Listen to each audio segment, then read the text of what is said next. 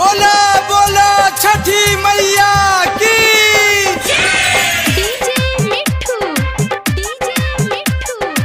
राजा पटसोनी। Music वाली Sharda studio बेलोर बाजार। चढ़ते कार्तिक की घरे आई है छठी माई, श्रद्धा दिल में करब हम पूजाई।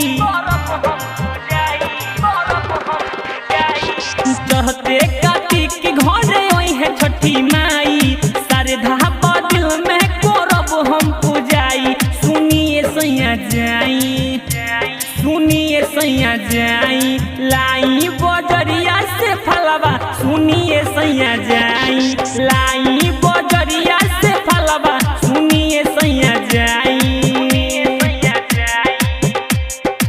डीजे मिट्ठू राजा पटसोनी।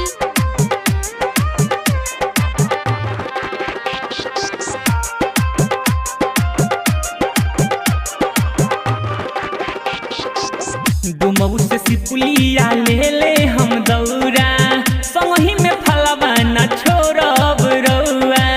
देवरू के भेजिली मुखिया मंगाई, 24 जोड़ा अब की कोसिया भराई।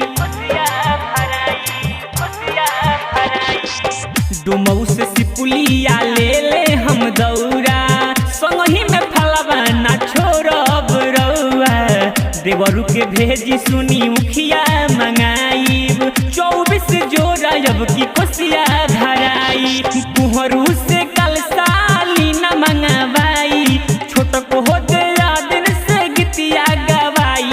सुनिए सैया जाई, सुनिए सैया जाई, लाई बजरिया से फलवा। सुनिए सैया जाई, लाई बजरिया से फलवा। सुनिए सैया जाई।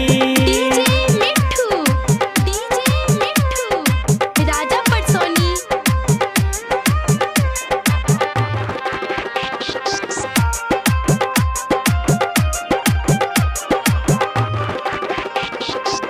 जोरे नारियल यौरी जोरे ले हब निमुआ, सेव संतारा यौरी ले हब केला।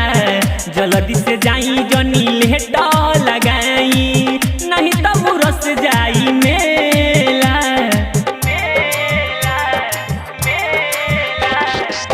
जोरे नारियल यौरी जोरे ले हब निमुआ, सेव संतारा यौरी ले हब केला। जल्दी से जाई जनी लेट लगाई, नहीं तब रस जाई मेला।